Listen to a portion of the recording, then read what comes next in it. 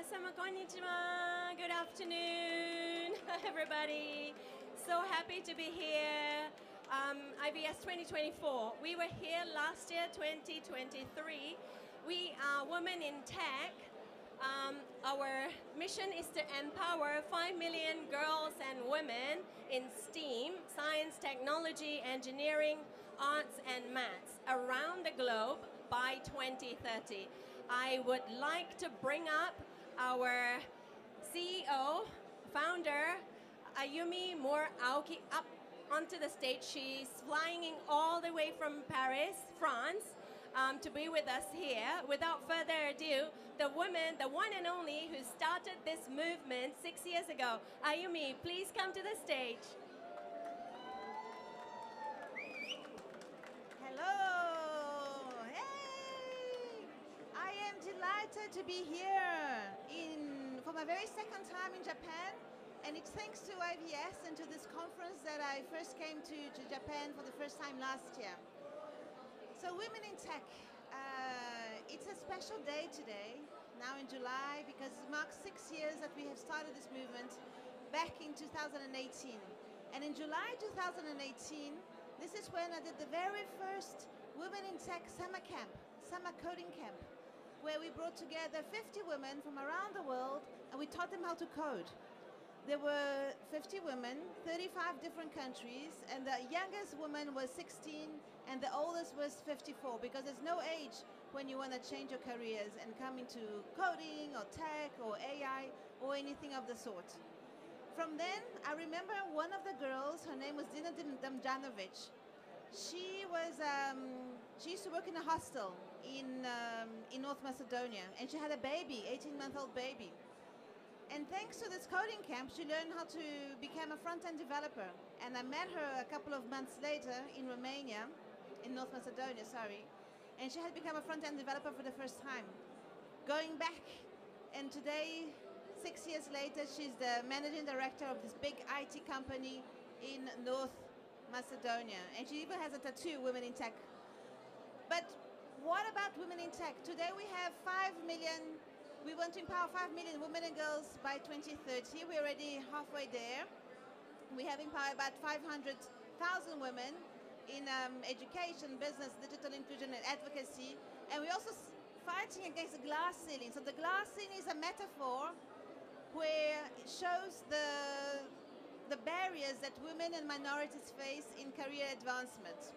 So the barriers, they don't just start when you're in the workforce. It starts much earlier when you are a young girl. And we have made this film, it's called BeyondCeilings, to create an awareness campaign about this phenomenon. So we're gonna be playing to you now our nice campaign. There is some sound to it, but I'm not sure with all this noise you're gonna be able to hear it. But it's gonna be coming up.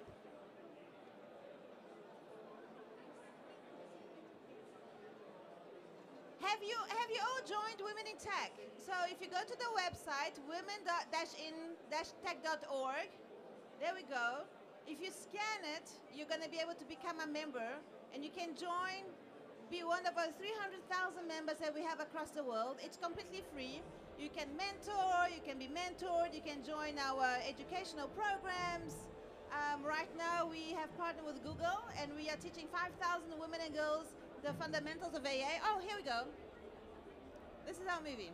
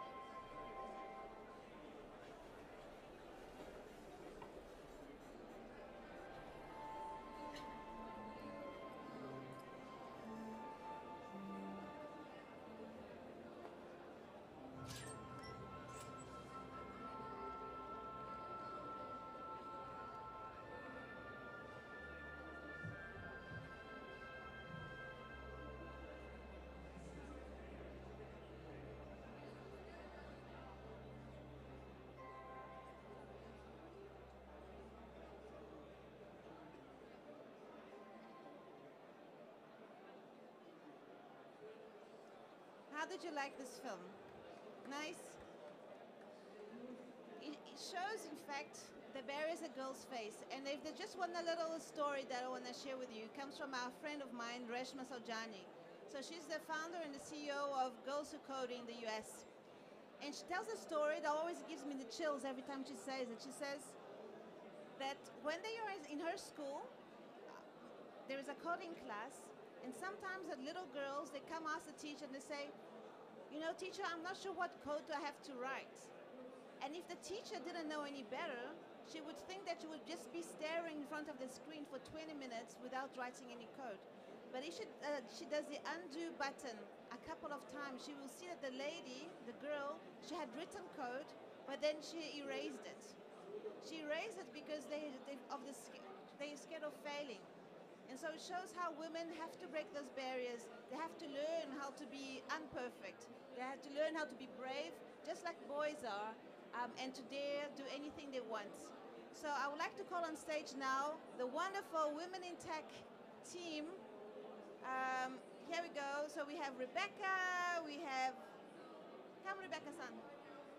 And I'm gonna let you introduce the rest of the speakers. Thank you, Ayumi-san. I'm gonna switch mics. Ooh, it's louder up here. Hello.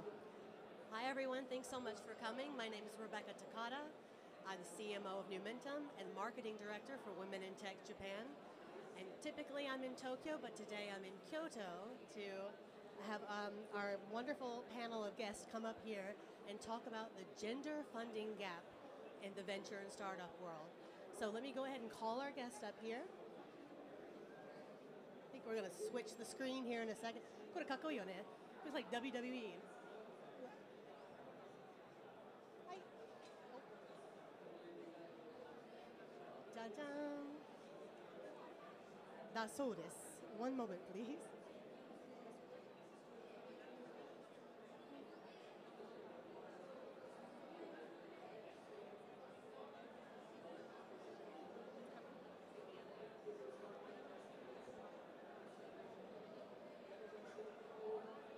I don't know who said, let's go to Kyoto in July, but, さすがです. Okay, we're going to go in Junban in order. So first, I'd like to welcome Winnie Leung. She's the founder of Transcend Capital Partners out of Hong Kong. Hi, Winnie. Right ahead. Next, we've got Elena Inake. She's marketing CTO for Segeka in Europe. Next, we have co-CEO of Rene Technologies and Consultancy. She's also one of the hardest working people I know for women in tech. APAC Director, Yuki Aizawa. And last but definitely not least, we're so excited to have Shibuya KK CEO, Shiho Watabe.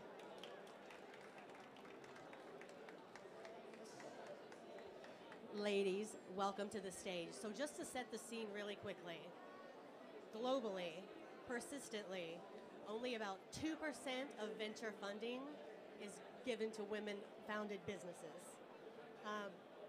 We're here today to figure out why that might be and to get the speakers' unique insights on the problem, the challenges, and wherever there are challenges, there are opportunities. So the first question I have is for all of our panelists. Just pick your mic up. And we'll start, Winnie, with you. If you could each go down and tell us what your business is, what does the gender gap look like in your world, and what are you doing to try and fix it? Winnie? Oh, hi. Hi, I'm Winnie. Nice to meet you. I run a fund called Transcend Capital Partners. We started in late 2020. That's our fund one. And how we started is that myself and my partners came together and we went to all these tech conferences. And we realized that over 90% of the participants from the startups, from the GPs, they're all male. And in general, in this world, there are 50% male and 50% female. So there is a huge imbalance. And that's why we want to do something. So we started a fund, our Fund 1, Transcend Capital Partners Fund 1, where we invest in female-led startups. And there are female founders, co-founders, senior management. Now we're in our Fund 2, which is a ESG-conscious fund that invests in a diverse team in Asia. So that's how we started, and we want to make an impact. Thank you. Thank you. Thank you for your question. Hello, everyone. So I come from a technological background, used to be a developer. Now I work for a company in Europe that has around 10,000 people. But I'm part of Women in Tech Global, and a few years ago, I've done a few ventures of my own as a founder, and I figured out that there's not enough investment in women-owned companies. And my background, so I'm from Romania. I'm Romanian as a nationality, and in Romania there's a big IT hub.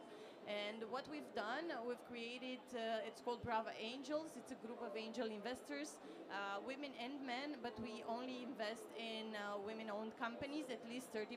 So, of course, they can be, we are a big fund of diversity. So, we do this. Currently, I have invested in women-owned companies, and we've seen that due to raising awareness around this and having more women pitching to VCs and to investors around Romania, but we also work with other countries as well. We've seen a raise, actually, especially in Romania, but especially in our, let's say, Eastern Europe, Central Eastern Europe group. But I think that having more networks and really connecting with people and really connecting on a real level with people and understanding what they do and the value that each of us bring, it's incredible. Thank you. Hi everyone, my name is Yuki. I'm Japanese, but I live in Malaysia. So I'm here because I'm responsible, I would say, as two functions. I have my own blockchain startup company as a founder, co-founder, and also what my co-panelists are saying, too much disparity, especially tech startup scene. I'm also, before the startup, I used to be in financial IT sector. There was not a word like fintech now. So anyway, it's been long history. It has been a very dominated, male-dominated industry, and I thought, what can I do? And so I found Women in Tech, and now on this side to enable, we are, I would say, stakeholder enablers. So we bring community, we bring VCs, we empower founders, we connect with academia, educator, we advocate, we want to change, we want to see change in policies, and we do social and digital projects. So I am exploring this conversation today from all angles. Thank you. Hi, nice meeting you. I'm Shiho, and this is a great stage for me to be on today. I'm really honored. Like Yuki, I'm Japanese as well. I grew up here, and I started my career back in 2004, and I was almost getting used to the fact that I'm the quota everywhere. So having these women on the stage with me is really such an honor. Having said that introduction, so I run a startup acceleration program backed by Shibuya City government. And if you are new to Japan, Shibuya is the most iconic city in Japan. And the mayor and 3 conglomerates, my shareholders, they decided to make startup community in Shibuya. So founders from all over the world come to Japan and innovate in the areas that Japan is particularly good at, such as aging of the society or IPs, anime, VTubers. So that's me, and I'm the CEO. I just came back from the US last year with the family, and I took this job. What else? How does the gender inequality look like in my industry? Just to talk about my program, we have 50% female co-founder rate. We have 23 companies in our program, and 50% of, a little bit more than 50% actually, 12 company out of 23, small sample size yet, more than 50% female founder companies. And I was thinking why that is the case. And I think it's because we focus on the age tech, caretaker, we call it care economy, because it's everything around aging of the society, caretaking of kids and seniors. And that is dominated, that experience is really female driven. 75% 75% of entire care economy is consumed by female. So we have a lot of female founders who are doing some important work in that area. And another focus that we have is anime and oshikatsu, which means fandom economy. We're crazy about K-pop idols, we're crazy about anime, and a lot of female fans. Female fans spend more money than male fans. So I think a lot of consumption is done heavily by female. So that insights-driven business translated into, I think, high ratio of female founders in our community. And also, I'm a female. Maybe that has something to do with it. More women in the position of decision making, that helps. And Shibuya's mayor, he cares deeply about empowering women. So when your shareholder cares so much about empowering women, that kind of gets translated into like all the decisions that we make. And we have one board member in my company is female, and we need to work on that. But then again, so I think that's the world that I live in, the view that I see. Having said that, this gender inequality in startup industry from OPGP startups, it's a real thing.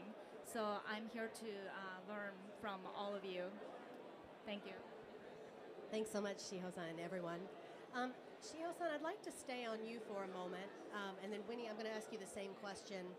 You know, a lot of times in the startup world, it's fun, it's exciting to work at startups because you're building the car while you're driving it, right? Whereas if you work at like older or more traditional companies, to get one thing done, we say it's like moving an aircraft carrier. It takes like way too long to like make a decision and move things around. In a similar way, do you think that by building something new, which what Shibuya is doing is quite new, like venture world in Japan is still quite new, do you think there's an opportunity to start from the beginning with better gender parity than maybe in Silicon Valley where it's more institutionalized in an older situation? That's an interesting question. Being new, would it help to offset the bad negative trends? I think Japan is already doing pretty badly when it comes to gender inequality. I think one city can change anything about it. Having said that, what's more powerful could be Shibuya has always been about diversity and differences. And there's a tagline for the city that mayors created close to 10 years ago. 違いを力に変える街, which means turning differences into strength. And that has been the strategy for the city for the past decade. And everything that we do carries that sort of DNA of differences. And Shibuya became the first local government that made same-sex couples official in terms of they get the same rights as heterosexual couples, married couples. So that was first in Japan, and that was not so long ago. So having lived I grew up in Shibuya City actually, I'm a local. I feel that everywhere being different is actually good, and we have to take everyone with us. So that spirit is really special in Shibuya. So everything we do, everything we will build will show that spirit. So in that sense, I believe that we should be different, but that has to be a conscious, continuous decision. So yes. Thank you so much. And Winnie, I'd like to hear you too, because the Hong Kong venture scene is also relatively new, and I say that with regard to Silicon Valley. So I mean, that's a big comparison, right? But I know in Hong Kong too, there's a lot of financial services, fintech, financial technology, which comes from the financial services world, which has also been traditionally a very male-dominated industry. So if they're coming from over here and they're building fintech, there could be some cross-pollination, but what do you see in Hong Kong? Yeah, I think every place has their own culture and habits. I think Hong Kong is doing very well in the sense that we have been very cautious about this and we are very aware about this. And we are actually the first one that set up a fund that invests in female-led startups. That's number one. And number two, the Hong Kong Stock Exchange has a new policy where there needs to be one female board member on every board at least. So I think that is a very good step for any Asian society, because when we are talking about, when we are doing comparison, there's got to be some cultural background, and that's where we come from. And I think every little step would help, and I think that's very important. Thank you so much. Elena, this topic is not necessarily new. Like we've seen this panel topic before at other events. I guess I wonder, from having done this quite a bit, is there something you feel like we haven't addressed yet, or you would like to see addressed more on this topic? I'll answer in a very controversial way, which is a bit my style. So while I think that a lot of things have been done and awareness has been raised, I still think that at some point it's just a fluffy thing. So we talk about it, but what do we do, right? Because we can have a lot of conversations, but then what happens next? And of course, there are people who support diversity, but we have to understand that change is hard for everyone. So we need to change first mindsets, and it's not that it's not well intended, but it's very hard to get people to change everyone. And I think that, for example, what we do and what I'm doing in my company, because I lead as well diversity, equity, and inclusion, and I try to raise awareness on these things. And I see this working in the venture capital is really showing data and results around it. And data shows that women-owned companies, of course, more than 30%, let's be, have a better revenue growth throughout the years, which is, let's say at the beginning when VCs hear about this, they say, oh, okay, but let's see more in depth. But what happened in the venture that I'm part of, we've invested together in a few companies, and what we've seen is that women-owned companies are doing very well and much better than the others. So when you have data, of course, you cannot only talk about things, but you need to be a bit backed up by data, because otherwise it's just a fluffy conversation. But I think that the awareness that we are doing is good, but we really need to do more. So I've heard conversations where they say, oh, okay, maybe you should stop at this because it's positively discriminating, but it's not positively discriminating because it's a history of women not being allowed to do a lot of stuff. So then we have to break the cycles and then the history. But I think we're going on the right track, and I'm very honored to see that. Very interesting. Thank you so much. Thanks, Elena. Yuki-san, I'd like to hear your thoughts on this too, and also an ecosystem, like a tech ecosystem, a pipeline. Can you tell us a little bit about, like, what's a pipeline? Where are the leaks? Like, where does it start? Where does it finish? And where are the leaks? Well, okay, so before I start that, I think I want to also just jump into the topic of, forever talking about gender parity and what we are doing. 100% what gets measured gets done, right? So I'm a firm believer of that. And more within us at Women in Tech, we are driving data as well. We have our own hub, and rightfully so. Right now, we are having our own platform whereby we are having this crowdfunding, because we're talking about funding gap, which is today's topic. Not every businesses are VC funded possible, right? Probably all of you will agree. So we are looking at any alternatives and all of that, and maybe the starting point is crowdfunding, angel, and so on and so forth before you're ready for anything else. So with Women in Tech platform, we started this project, crowdfunding, and that's what we are doing in the pillar of startup business scene, among other things, academia, education. Our manifesto is classroom to boardrooms, so we know the mindset, as we always talk about, starting from very young, all the way to, we talked about board as well, placing one board. It looks very different. Like France, it's mandatory. I hear from Ayumi that it's been 40%. Here in Japan, we are really, really far off. It's barely 10% board level. So we are working on that as well, and it's really top down, right? We need the leadership level of ladies to do promotion, to the hiring, changing of policy and all of that. But now, coming back to the female businesses, female-owned businesses, we are at the right point where if you're a founder, if you're female, we are talking about we are addressing as a foundation naturally about all of these. We're not just talking about diversity in terms of gender. We're talking about age.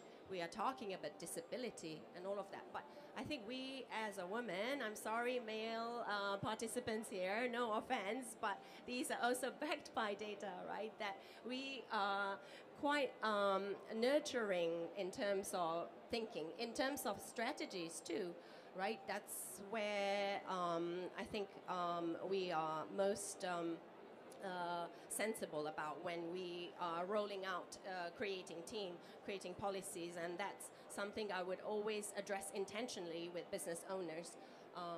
And back to your question, what did you want to hear? The deal, the pipeline, how does it start? And where do the leaks in the pipeline start? Because some people might say, like, well, why don't women just, like, where are you? Where are you pitching for businesses right now? Shouldn't women just step up more and start more businesses? Like, is there a pipeline issue? Yeah, I think I always hear from the VCs that our language, for example, is very different, and especially I think in ASEAN, where culture, for being submissive is a virtue. Like, it is taught to be, as a woman, we have to be a little bit more, not taking the spotlight, for example. So I think these are the issue of when we are presenting to VC, for example, our languages, choice of languages are very promotional, as versus to male, when they're presenting, they are using a disruptive languages where the VCs would like to hear. But again, going back, this is also the part where we want to, at Women in Tech, we are addressing this together with Headline, actually, creating a VC academy. So we want to create more female VCs, general partners, because that's also the addressable part, that we don't have enough female investors who understands and resonate with what we are doing, right? So I think this is a bit of that leaky point, promotional. So we are doing both sides, supply and demand. So we are nurturing. How we are doing in Women in Tech is to give all the support and help in terms of how you can pitch better. What's the leaky pipeline in that sense? Yeah. Thank you. Ladies, I'd like to, let's go back for a moment and talk about success and how to measure it. And this is one for everyone. Like, what metrics should we be using? And what metrics might be surprising for people to think that we should be using to mark growth? Winnie, let's start with you. Growth. On growth. Yeah, so we are a VC fund and we are profit driven. So we look at ROI and your revenue growth. I think that's the most important. But earlier on, I heard we are quoting the statistics where 98% of the funding are actually going to male founding team, and that is across that's a result of multiple research, and that was actually something that also drove us into this industry. Because 98% to me is like 100%. So we invest in female-led startups and diverse teams. But diverse teams, the reason is that we want to invest in companies that has a diversity of ideas. We are not like female only. I only invest in female-led startup. We're not that, but we invest in all talents, and we believe that if you're in your pre-A to B stage as a startup, and you do not have a female in your senior management team, there's very likely that there will be groupthink, and everyone will be thinking like the same, and you want to do this, yeah, everyone agrees, and we do not want that. We want diversity of ideas, and that's why we believe that a diverse team would give you better results. That is also a result from a number of research, so that is something that we will look at. I will answer this question in a bit of a different way, because I think my fellow colleagues, panelists, will answer from a VC point of view. For example, from a group of angel investors, we look a lot at the diversity of the board, but not in only the gender. So we need to know that if you have an idea, you have all the legal things backed up, you have the marketing, you cannot know everything. You have someone who handles sales. So we're not looking only at the board of advisors, but also in the management. So we want to see diversity in all scales. And whenever we ask someone, no matter, so there's a thing that the idea is not that important, and it's actually not that important. It's important, the execution is important, but also with whom you execute that idea. So we really need to, so I would, if you ask me about the success, I would measure the success also through the diversity that you have in terms of background, age, cultural background. I think when you open a startup and you want it to, of course, to succeed, I think you think about it internationally. So having people from diverse cultures into your board or into your management, it's something that's going to be extremely successful. Thank you. I think I will speak a little bit about the advocacy in terms of like government has to kind of step in as well in terms of measuring. So we as Women in Tech as well, we are starting as we have a huge community within Women in Tech, and most of them the founders angle, tech startup founders. So we are collecting, again, data, right? Data speaks for itself. So we're collectively collecting. So how did you raise? Where are you at? And all of these data. Are you at seed? Are you at A, B, C? So on and so forth. And we can do this because we are a community. People are willing to participate, and people are, because we know what we're doing, right? We're talking about this, as you said, Rebecca, we're talking about this forever. And again, it's data that speaks. So intentionally now, I think we have to do as the whole global chapters that we need to collect and show this is what we're doing. And I think that's where it needs to start, as you said as well. How do we do it? How do we have the outcome? I think it's data, really. So how do we measure the success, right? I think I don't pretend like there is no pipeline issue. I think around 30% of startups are founded by women in Japan, and the stat goes up to 40 when you look at the global market. But then again, even like lower rate for getting funded. And I think that's where I think that rate, like, are you funded or not? Given everything else is the same, do you have the same shot at getting funded or not? I think that's really important. Being funded means you're supported by the community, and you have the ability to hire people. You have all the advantage, support from VCs and advisors. So it is really important to raise. So I think that's the most important thing. Before you get to the start line, are you getting funded? Given everything, your idea is good.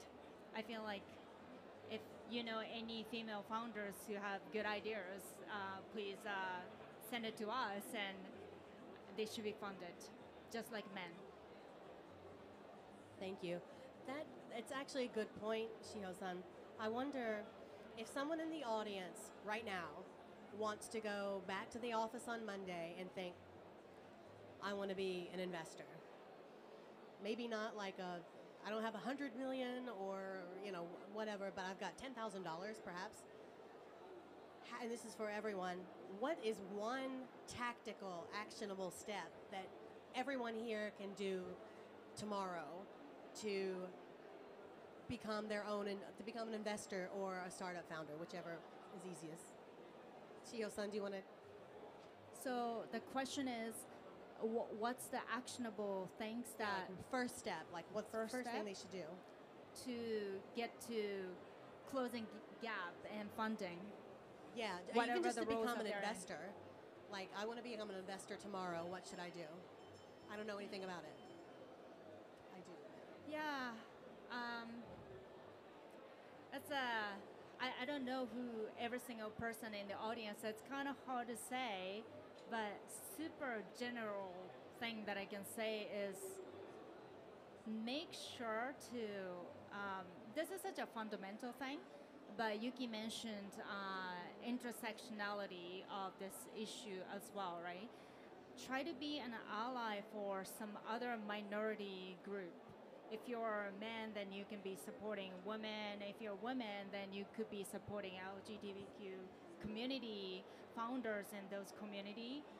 I think by sticking together, we'll have like a bigger community and resources to leverage rather than just like a women and founder, maybe extended to other verticals of inequality. And after all, when I think about this issue, I think it's all of us against inequality. It doesn't matter which side you're on in this lifetime, right? So I think everyone is on the same side, and it's good to have that awareness that, you know, we're in it together. So not really tactical, not at all tactical. Yeah. Okay, so first action, you can sign up to be a member for Women in Tech because, you know, our Japan team is here as well. And yeah, QR code, because we do a lot of community events. We partner, of course, with Headline, IVS, and around the globe as well. We have our mobile app as well. You can communicate with one another. If you are in Paris, you can meet Ayumi maybe to have a coffee. That's what we do, right? I think it's very important that you have a community that's with the aligned cause. One, you can talk to people with your problems. What can I do? There's always somebody. We have all the ecosystem enablers in place. We are creating everyday champion, role models, right? Those are the ones that success stories, how to successfully get funding and all of that. We do that in Women in Tech, basically. So first step, join us, take action. Thank you.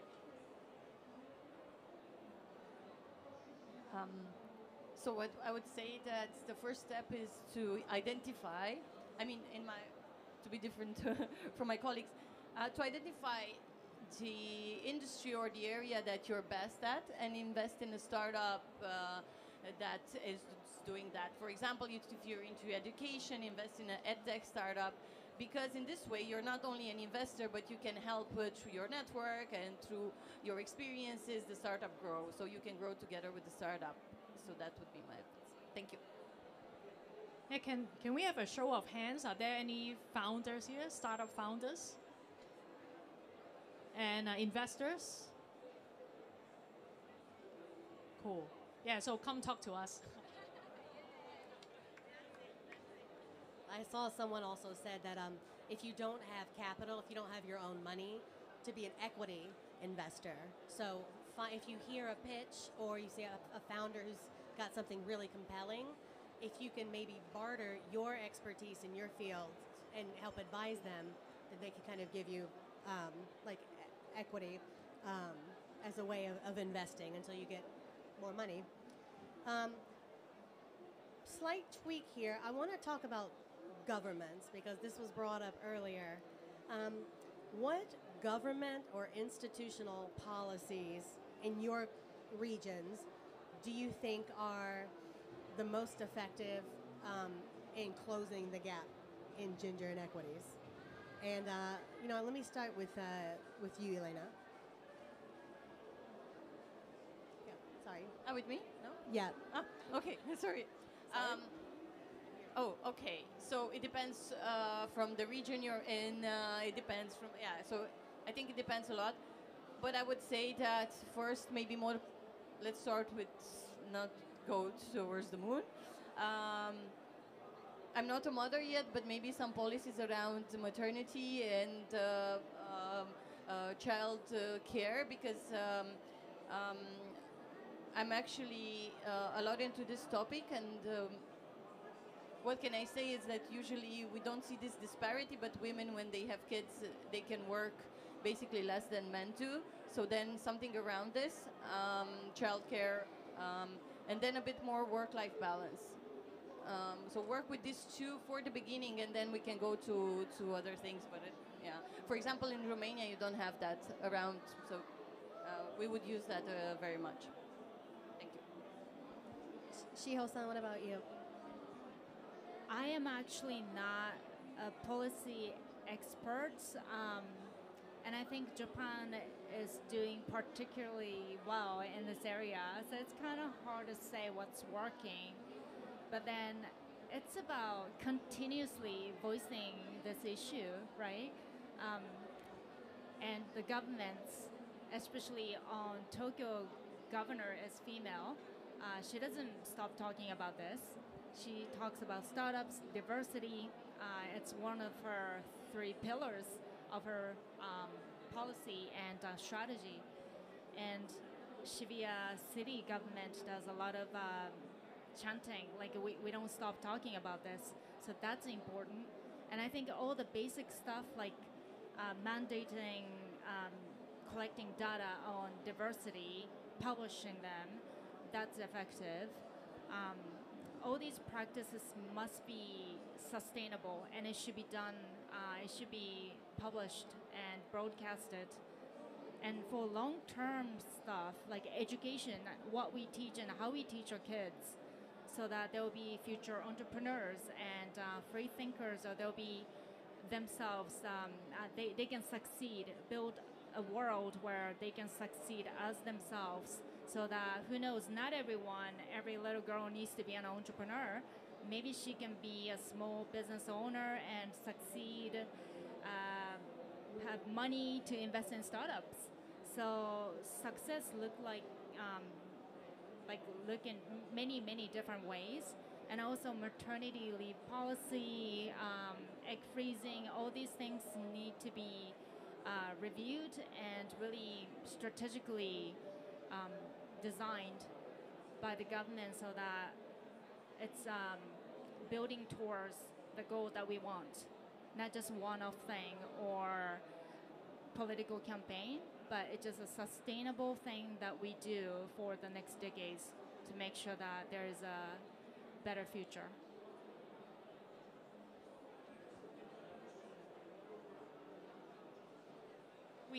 I think the Hong Kong government is doing a lot of things on this, and we are actually the very first one that implemented the stock exchange policy. And we also have, when we have one of the largest startup festivals in Hong Kong, the conference called Start Me Up, there's always a female track. And childcare, what Elena said, is extremely important, because that is how we have, they free up time and focus on ventures. So there are a lot of stakeholders within the ecosystem. So there are funds, there is a government, there are startups, and there are users. And all these participants and all these stakeholders will need to work together, and first of all have their awareness. And number 2, it's important that they help together to help female to get into the scene. So time and again we are talking about ecosystem players. That's important in every way, like 30% club, for example. I mean, quota and non-quota, when you don't have it, it's always a debate whether to have it, not to have it. But if you don't have a fundamental anything, then where do you start, right? So you have to place it, and now that Malaysia is the first country in ASEAN to reach the 30.6, we are a little bit behind altogether in Asia, I would say, as compared to like France is 40% is mandatory. So, but when you place something like that, intentionality, and government can support, of course, from this as well. So these are the campaigns from 30% Club, one example that we work with as Women in Tech, and governments pushing very, very hard. And of course, it's from the shareholders and investors' point of view. If you don't intentionally showcase or publish, you have all the reportings and whatnot. It's really a pressure, right? You can't you are not investable anymore to that point. So I think these are really coming into places. That is a progress I see. Publishing, a lot of companies in Japan I hear as well didn't want to even publish, for example, this like gender pay gap. So when you make it mandatory, then you have no choice. Big companies, public listed companies are doing it. So these helps again. I think it's all in all, it's intentionality, what the government is doing, it's pressure, always pressure, pressure. Yeah, unfortunately, it has to be so. Thank you so much. I think like bringing it home with one last question for each one of you, and that is, we've discussed the challenges, we've seen the data, done this before. From what you've seen over the past few years and kind of looking out in the next few years, what is the biggest opportunity in this space that you're excited about? Let's start with you, Winnie. Yeah, I think recently our fund too, we have a focus in ESG and AI. I think both of these are going to, greatly improve the funding gaps in female-founded startups. We started in late 2020, and then we started in Fund 1 as a female. We focus on female-led startups, and there are companies, coming to meet us, and they're asking for funding. And the first thing that they said is that, I look at your website. I understand that you invest in female-led startups, including, female senior management. We have one female in our team. So I think number one most important thing is we brought out the awareness, and number two is that they feel that actually I understand why they're doing it. They want diversity in ideas. So we hope that this is going to work together, and not just ourselves and also other funds. We hope that they can apply this and make sure that there are diverse team in the companies that they invest in.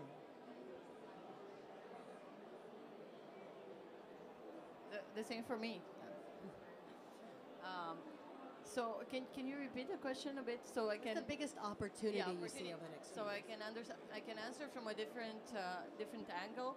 I think the biggest opportunity that I see is investing in is starting something new, and I always love to go to places where I'm at the beginning, So I'm not necessarily a follower, but I'm kind of in the beginning, because then you have a lot of opportunities to grow together, to grow together with that business. And I think that when it comes to investing and female-owned companies and everything that's related to this, and when you go even deeper into DUI and strategies, and how AI affects DUI and so on and so forth. So I think it's just a very new area that has so many opportunities, and in every corner or in every niche of it that you would go and work into or dig deeper into, you can get a lot of very good results. So yeah, thank you.